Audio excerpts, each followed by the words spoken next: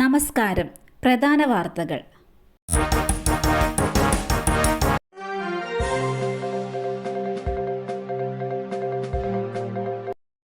ഒളിവിലുള്ള രാഹുലിനായി വ്യാപക തിരച്ചിൽ. റിസോർട്ടുകൾ കേന്ദ്രീകരിച്ച് അന്വേഷണം. ലൈംഗിക പീഡന പരാതിക്ക് പിന്നാലെ രാഹുൽ മാങ്കൂട്ടത്തിൽ MLAക്കായി പാലക്കാട് വ്യാപക തിരച്ചിൽ. രാഹുൽ മാങ്കൂട്ടത്തിൽ പാലക്കാട് തന്നെ ഉണ്ടെന്ന സൂചനയുടെ അടിസ്ഥാനത്തിൽ ഇന്ന് വിവിധയിടങ്ങളിൽ പരിശോധന നടന്നു. മംഗൾ ഡാം, കുഞ്ചിയാർപതി, പപ്പടപ്പാറയിലെ റിസോർട്ടുകൾ എന്നിവിടങ്ങളിൽ പരിശോധന നടത്തി. രാഹുൽ സ്ഥലത്തുണ്ടെന്ന വാർത്തകൾ വന്നതിന്റെ അടിസ്ഥാനത്തിലാണ് പോലീസ് പരിശോധന നടത്തിയത്. അതേസമയം ലൈംഗിക പീഡന കേസിൽ പരാതിക്കാരിയായ യുവതിക്കെതിരെ ഡിജിറ്റൽ രേഖകൾ രാഹുൽ മാങ്കൂട്ടത്തിൽ കൈമാറി. മുദ്രവെച്ച കവറിലാണ് ജില്ലാ കോടതിക്ക് ഡിജിറ്റൽ രേഖകൾ കൈമാറിയത്.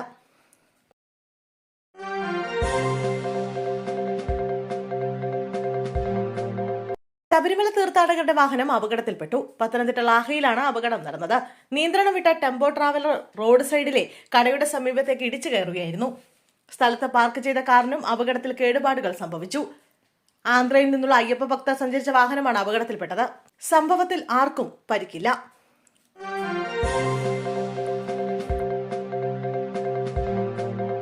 പ്രായപൂർത്തിയാകാത്ത പെൺകുട്ടിക്ക് നേരെ ലൈംഗിക അതിക്രമം നടത്തിയ കേസിൽ പ്രതിക്ക് 12 വർഷം കഠിന തടവും 50,000 രൂപ പിഴയും ശിക്ഷ.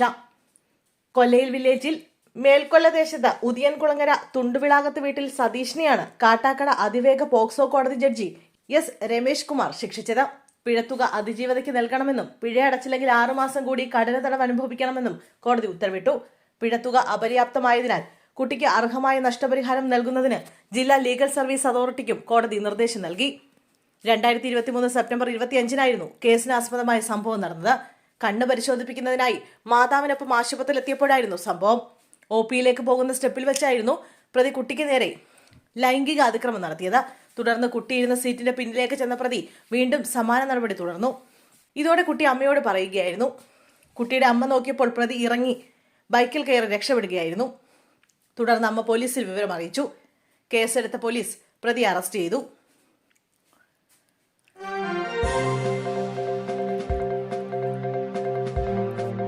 ബസ്സിൽ സഹയാത്രക്കാരുടെ മുന്നിൽ വെച്ച് അശ്ലീല പ്രദർശനം.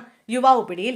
KSRTC ബസ്സിൽ യാത്ര ചെയ്തു വന്ന സഹയാത്രികരായ സ്ത്രീകൾക്ക് നേരെ ലൈംഗിക പ്രദർശനം നടത്തിയതിന് തിരുവനന്തപുരം സ്വദേശി നെടുമങ്ങാട് കരകളം പഞ്ചായത്ത് പാറയിൽ പുത്തൻ വീട്ടിൽ കുമാർ ഷിബുവിനെയാണ് മാരാരിക്കുളം പോലീസ് അറസ്റ്റ് ചെയ്തത്.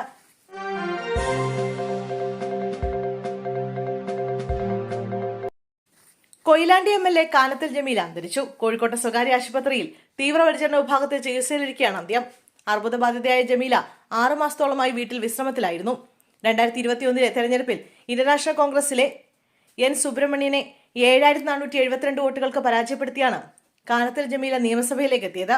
മുമ്പ് കോഴിക്കോട് ജില്ലാ പഞ്ചായത്ത് പ്രസിഡന്റായിരുന്ന ജമീല ഗ്രാമപഞ്ചായത്തിലും ബ്ലോക്ക് പഞ്ചായത്തിലും മത്സരിച്ച് ജയിച്ചിട്ടുണ്ട്.